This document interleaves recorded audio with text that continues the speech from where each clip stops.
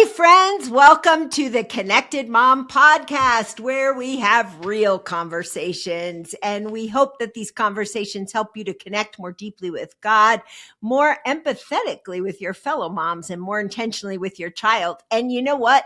We are in a new series of podcasts about friendship, because I think that as moms, you for sure need a community of friends around you in the journey. And today I'm super excited because I have one of my very dearest friends on with me. In fact, she's actually recording from my kitchen and I'm in my office. So if the kitchen's a mess, blame me, don't blame her. Anyway, my dear friend Judy Dunagan is on with me today. And before I talk about our friendship, I just kind of want to introduce Judy. For years, Judy was a women's ministry director. We met years ago in a church that my husband was pastoring, and she helped me start women's ministries in that church. And then our lives, we lived in two different countries, but we always stayed in touch. And then for a while, Judy was the acquisitions editor at Moody, and she had a long run doing that. And now she has left that position, but she has just signed a double contract to write 2 more books. She's written the book, The Loudest Roar. And beyond all of that, Judy is just a treasure to me. And so we want to talk a little bit about our friendship and what we've learned through the years in the journey of long-term friendship and how that might help you. So welcome, Judy. Thank you, friend. It's so much fun to be here, Becky. Yeah, well, it's so much fun to have you. And it's so funny that you're in my kitchen and I'm in my office, but here we are. Anyway, and so, hey, Judy, one of the things that I think you and I have both discovered, we became friends years ago. I think Carrie was 2, maybe Kelly was, your youngest was 15 months or something like that. It was in 1993. We had just moved back from Brazil and we met at the church. Yeah. I think Kelly was turning 2. So they were little. Okay. They were little. So yeah. And I remember us like meeting at Wegmans for coffee, and the kids would kind of toddle around and we would meet for coffee and pray. And, a fun story is our daughter, Bethany. I remember her babysitting for you and couldn't get Kelly to sleep and laid down with her and she fell asleep and you had to wake her up when you got home. So yeah, Bethany was our girl's favorite babysitter. So her falling asleep near my daughter's crib was fine with me. Well, they loved she her. Loved them and still loves them. And now our kids are all mamas in their own rights. But, our friendship through the years has really had to be intentional, right? Because I write and speak and podcast and that kind of stuff. I have 4 kids and a ton of grandkids. You have been an acquisitions editor. You write and speak. You have grandkids and kids. And, at different points in our friendship, Judy, we've lived in different areas. Right now, you at least live half the time close to me. I really am a proponent of you coming back full time. But, how do you think intentionality has helped our friendship? Well, I just remember it being such a gift when we first met because, like I said, we had been overseas. And so I had my second baby there. And when I came back, I was just so hungry for friendship and plugging into a church. And you just welcomed me. And we were only together about 18 months because then we moved to China. But I know it's crazy, but we stayed close. I ended up in Michigan and I brought you to that church to speak at our women's retreat. And then God brought us both to Colorado just a year apart. And so it's so much fun now. Now that I'm retired, we have more time to get together for lunch and together to pray. And it's just been such a gift, as you and I always talk about. It's so rare to have such a long friendship, I think. Yeah, it really is. And I think one of the things that has helped us, because I was thinking back, like, how have we stayed so close when at different seasons we've lived in different places? Because like even for a while I was living up in Denver and you were down here, but I think we've always been intentional, like, hey, you want to pray together or let's get together for lunch. We do have the great story about showing up at 2 different California pizza kitchens for lunch. One in Denver and one in Colorado Springs. We're both like, where is she? And we're I like know, an right? hour apart. And what was funny is we were texting like, I'm here, where are you? It took us a while to figure that out. But, I think a lot of times busyness can really hinder friendship. What do you think about that? I know for me, there was this season where Steve and I were traveling around the world. We did like 65 countries in 4 years. That was nuts. And I really missed spending significant time with you. And I think busyness can prevent us from being intentional with friends. What do you think? Of course, yeah. And I know there was a season, I think, when you were in California, where we were in Michigan, we kind of lost touch. But when we both moved here, we knew we needed each other. Becky, I think the one way that we have been so intentional in staying in touch is through prayer, praying for each other. It went way back when we met in upstate New York in the early 90s. We started praying for our toddlers and our little ones because both of us were kind of anxious moms.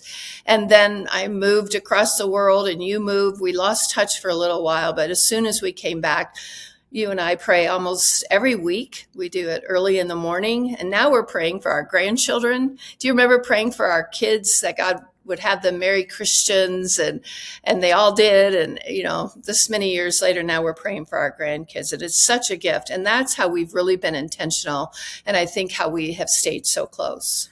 Yeah, I think so too, Judy. And also, I think in our prayer times, we've learned the beauty of being vulnerable with each other because you can pray like really spiritualized prayers. Maybe that's not the right word, but kind of superficial prayers. But we learned early on that we really needed each other because life is hard. I am a cancer survivor. You've gone through stuff. Our kids have gone through different battles and trials throughout their lives. And we learned as moms, but also as friends, that we really had to be vulnerable with each other because we needed each other in the journey. And I think vulnerability is something that really has to be a part of friendship. What do you think about that? I think it's key. And that's one thing I love about you is I know I can tell you anything. And I can be vulnerable if I deal with anxiety or insecurities. You and I are a lot alike in different ways, and we kind of laugh about it. But I know we've so encouraged each other with that, where we can just be so real. And I think a key about vulnerability is to know that your friend is going to keep it in confidence and not tell anyone else. And that you can trust them with your deepest prayer requests or whatever you're going through. Yeah, I think that's key too, Judy, because you and I have had that commitment to each other, and I saw a card the other day. Actually, I was looking for a card for you. I didn't get this one. I got another one, but it said something about we are lifetime friends because we know too much about each other. And that's true. Probably true. Yeah, we do know a lot about each other, but I think learning to keep confidences in friendship is really key to the safety of feeling vulnerable. But you've got to have people around you in your journey, and especially in motherhood, where you can be honest and say, hey, I'm really struggling with anxiety today. There's a lot to feel anxious about as a mother, or I'm really struggling in my marriage, or I really am struggling with this child. I don't know what to do. I'm at my wit's end, because your dearest friends will allow you to be vulnerable. They won't dump a ton of advice on you unless you have that real depth of friendship, and then they might give you some advice, but they won't judge you. Like I have been very vulnerable with you in different seasons of my life, and I have never felt like you've been like, oh, Becky, you shouldn't feel that way or whatever. I mean, we don't need judgment in our friendships. We need safety, right? Mm-hmm. So true. Yes. And what I love about you is you remember when I bring something up that I'm struggling with or a prayer request, you always circle back. Either it might be through a text, I might have a a sick grandchild with 103 temperature, and we do that a lot. It's like, hey, pray for my grandbaby. She's got a high temperature. And you always circle back and say, how's she doing? Is she okay now? And I do the same. I hope for you too. Yeah, you do. Yeah. And another thing I love about vulnerability is we're both authors and speakers and ministry leaders, that there's no competition. We're each other's cheerleader. And I think with women, a lot of times we can kind of get jealous or feel competitive. And I've never felt that with you. And it's such a sign of a genuine, true friendship, that you cheer each other on, even if you're doing something similar that you want to do well at. Yeah, I agree. It's funny that you bring that up, because I was thinking about that this morning, actually, Judy. I was reading in Matthew 20, where Jesus tells the parable about the workers that he sends into the field. And I was thinking about how comparison and competition shouldn't enter friendships. And I knew we were going to have this conversation today. And I'm thinking, I love that about my friendship with Judy. I've never felt like I am in competition with you. We just are each other's cheerleader. I celebrate when you get a speaking engagement. I celebrate when you sign book contracts. I celebrate when you coach clients on writing. And I feel the same from you. And I do think with women, sometimes what happens in the friendship is competition comes in, even with kids sometimes. I don't know. Have you seen that? Because you're a well-seasoned women's ministry leader. And I feel like sometimes with moms, it's like, well, my kid really deserves the key role in this play, or my kid is so smart. And I mean, there can be competition there, but that doesn't help. Right. I remember that when our girls were younger. Not so much, I mean, just in their school community and at the soccer games and dance recitals, that there is a little bit of that. And it's something you need to be really careful about, and not to be hard on your child and wanting them to excel because you want them to be like that child who's got the lead in the play. It can be a battle, and I'm grateful we're through that. Yeah. So comparison and competition can be a battle. And I think it is particularly hard on mothers. It's interesting in that Matthew 20 chapter, because right after Jesus tells the story about the workers in the field, the mother of James and John comes to Jesus, and she's promoting her two sons. And, honestly, Judy, I can relate to her. I think my kids are the best in everything. You think your kids are the best in everything. And we get that about each other, right?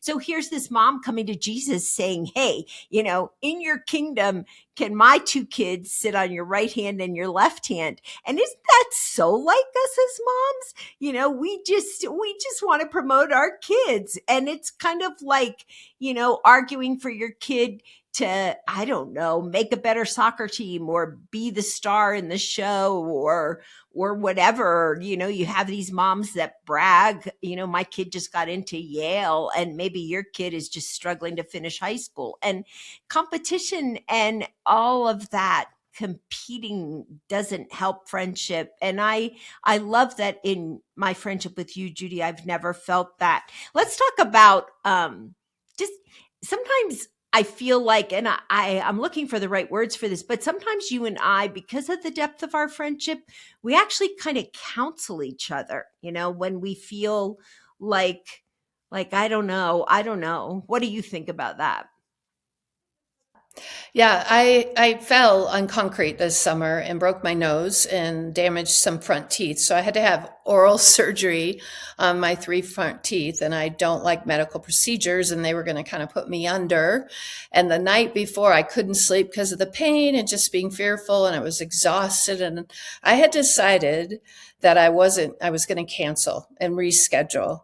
And I remember calling you to pray over me. I think you might have even called me to check on me because you knew my surgery was early that morning. And I said, oh, I had an awful night. I couldn't sleep. And I said, I'm going to call him and cancel. And you so gently but firmly, really like a sweet sister or a best friend, you said, Judy, I love this. You said, Judy, I really think you shouldn't cancel because you haven't been able to sleep all week with the pain.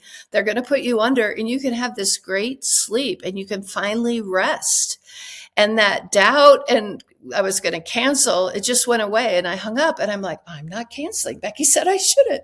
And a really fun story is while I was under and they're bringing me back about 45 minutes later, I was dreaming that I was skiing in the mountains and I was really good at it. That. And I'm just skiing and it's so peaceful. And ironically, I got injured at a ski resort, but not skiing, just walking. And I was like in the dream or while they were starting to wake me up. So you start to, have some cognitive, something's going on. I'm like, I'm really a good skier. And then I woke up and my surgery was over, but I give that all to you. That fun dream and I had to get it done because if you don't start fixing your teeth after that kind of injury, it does major damage. You got to get it done within a week. So it was some advice. It's just a great example that you were gentle. I mean, you would understood if I said, no, I can't go, but you really nudged me. And I know my husband, Rick, I got off the phone. I go, okay, I'm sticking with the surgery. Becky said I should. And he appreciated it too. So that's a fun story. Yeah, well, thanks. And there have been times where you've nudged me. I mean, there were times where I was ready to quit writing and you were like, Becky, don't do that. And just like pick, after a rejection letter or whatever. And you just kind of gently encourage me, you got to keep on going. But I think that's why girlfriends are so important. I saw this funny TikTok clip the other day. I'm not even on TikTok, but I saw it on YouTube. And it's these two old ladies. They're like 87 and 88, and they've been best friends for years, And they were talking about how now they live next door to each other and they get together every day and they laugh. And I was thinking about friendship because the statistics now from the Mayo Clinic say that you actually live longer if you have good friends. So Judy, I think you and I are going to live into our 90s. I'm not sure, and we'll probably still be laughing together. Yeah. Hopefully we'll live near each other still. Right. We should buy townhouses next door to each other or sit out in rocking chairs in the nursing home. But, I just think, there are these different elements of friendship. There's being intentional and coming back to prayer. Prayer is key because if there's any journey you should not do alone, it's the journey of motherhood. I mean, you need your friends with you in it. And even if you're married, our husbands, they are precious to both of us. And we both adore our husbands. We pray for our husbands, but we still need our girlfriends, because there are certain things that if I processed as long with Steve about I don't know, issues like I do with you, I think I would lose him halfway through. He just can't process quite that many words. Whereas with girlfriends, you can, and I think, even there have been body image issues that you and I have talked about. And there have been a whole host of, the fear and anxiety issues. And our husbands adore us, but maybe they can't relate quite as much to those issues. And so we need our girlfriends. I think another element that comes into our friendship is just the whole idea of affirming each other. I feel like people in general are pretty lonely and I feel like they need affirmation, and when we get together, like recently you just told me you signed a deal for a 2 contract book, or you're getting ready to, and I'm super excited for you, because I knew years ago when we had our toddlers and we were praying together, in my mind, I knew that someday Judy was going to write a book on prayer for moms, and I felt like God showed me that. And I have been able to say that to you through the years. And now I'm watching that come true. And I want to affirm you in that because you're just an amazing communicator. What part do you feel affirmation plays within the realm of friendship? I mean, not just our friendship, but your other friends as well. How does affirmation help in friendship? Well, words of affirmation is one of the love languages from the book, The Five Love Languages. Moody published that book. And I think it's such a key. And I think it's often so missed. And I think everyone appreciates it. And it has to be genuine and to build each other up. And Jesus modeled that as he walked this groaning earth. He affirmed Mary of Bethany and the choices she was making. And so you've always done that for me. And I might go back to counsel that part and also affirmation, because this story came back to me. When I met you, you had been in Africa before I met you, and your oldest Bethany was deathly ill there. You thought you could lose her, and you could tell a little bit more about that. Well, that was right. You're telling me that story and how God brought her through and how you had to press into the Lord, cast your anxiety on him. You gave me some tools. And then not long after that, after I met you, 18 months later, we're moving to Beijing, China. And our youngest, Kelly, at the time was 3 and was deathly ill within the year. And I'll tell you, your words of affirmation, like you can do this, God's going to protect your babies, but also just the whole trusting piece and just knowing that he loved my daughter more than I did and that I needed to trust him, even if his choice wasn't healing for her. And it's so interesting that that continues to happen in deep friendships like ours, where you speak over each other, counsel or affirmation or challenges that'll come back at different times. And I just love that. And that's God's heart for friendships. When a high priestly prayer, when he prayed for the disciples in John 17, one of the things he said more than once is that they would be one he was talking to God the Father, as you and I are one, may they be one. And it's such a key for him, for unity and to be one in Christ. And I think you and I are, and I'm so grateful for it. Yeah. I am too. I forgot about all that, Judy. Yeah. Our daughter was 18 months and we almost lost her because she got a deathly virus. And what's interesting is I don't even remember saying that over you, Judy. I remember praying my heart out for you when you left for China. And I remember praying for Kelly when she was so sick, because we stayed in touch even when you were in China.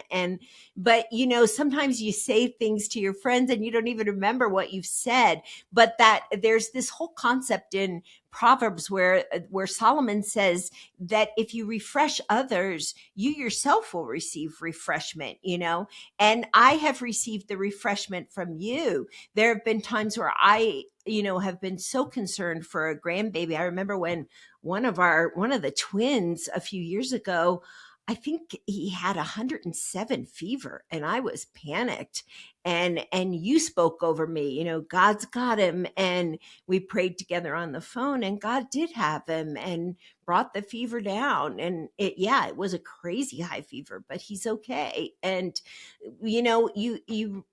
you can remember the refreshing words of your friends, but again, it comes back to being intentional. You've got to create the space in your life amidst, running your kids to dance, running them to soccer, swimming, gymnastics, whatever else you do, even, your commitments in church and your job, maybe you're handling, you have to commit to prioritizing your friends. I just recently, actually, Steve and I were on vacation in Costa Rica, and I got this text from Judy saying, "When are you coming home?"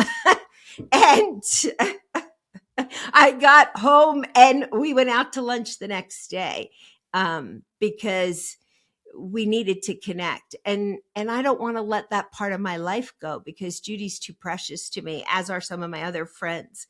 But if you could give one parting word to our moms that are listening, what would you say to them, Judy, about friendship?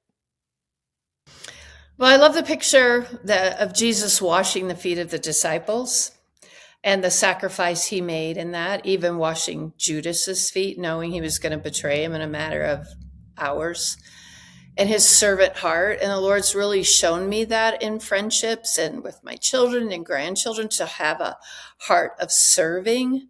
And you've washed my feet over and over. And I love, too, the fun that we've had. We haven't had time to talk about that. We have some hilarious stories. We laugh hard. We kind of we tease each other, but the depth of prayer is really the key. And so I moved a lot, as you have, and it's hard to get into community with a really close friend, but just those listeners who are like, how did this happen? It was the Lord brought us together. I mean, you were just there at my church when I moved from Brazil, and we connected to get my kids in school. And God knew then, I mean, we were going to be friends for decades. And it's been such a gift because I have a lot of friends, but it's hard to stay so connected like we have with all of our moves. And that's what I really appreciate about our friendship. So all the things we've talked about, being intentional, but also if you're lonely and you've moved and you're trying to find a friend, just cry out to the Lord and say, will you bring me a close friend, a kindred spirit, like-minded? And I believe he'll be faithful and do that, or he'll show you, he'll help you be brave, and you meet someone in a Bible study or a community group in your church, and you just boldly ask, hey, let's go have lunch. Can I have coffee with you? And pray for each other, and it will develop. And the Lord is faithful in that because it's important to him. Yeah, I love that. That is such a great place to end this podcast, because I think a lot of times people think, well, I'm new to this area, nobody's reaching out to me. And can I just encourage you to do what Judy said? First of all, pray. Ask the Lord for a kindred spirit friend. Second of all, you take initiative and reach out and just find somebody who you think you might be able to be friends with. Take them out to coffee. Just be a good listener in that coffee time. Ask them their story. Find out what you can pray for them, and just trust God that the friendship will develop slowly. But some of the best friends do develop slowly, but they last a lifetime, like with Judy and I. And what a treasure it has been to me to have this lifelong friend. And, you know, each gift, each friend in your life is a treasure. They each bring something different to your life. So value them and treasure them and call them precious. Hey, this is a great place for us to end. Again, I want to encourage you moms, keep listening in. Next week, we're going to continue our conversations on the Connected Mom about friendship. I'll have another friend on, and we'll be talking about friendship and how you can develop them. And we're going to be talking about some different things like even boundaries, and what does that look like in friendship? And what does it look like when you have to apologize in friendship? I hope you've enjoyed today's episode, and I hope that you'll share it with your friends, because our friends are a treasure, and maybe listening to a podcast together on friendship will spur some ideas in your heart and mind. And you can say, hey, let's start praying together, or let's start just really supporting each other, or washing each other with praise and affirmation. Like Judy talked about washing each other's feet. You don't have to actually wash each other's feet. You could go for pedicures together, but you can wash your Pay for a pedicure. Right. You can go and get pedicures together. Anyway, I'm glad you joined us today. Be blessed. And my prayer for you is that you can continue to connect deeply with God and with your fellow moms and with your child.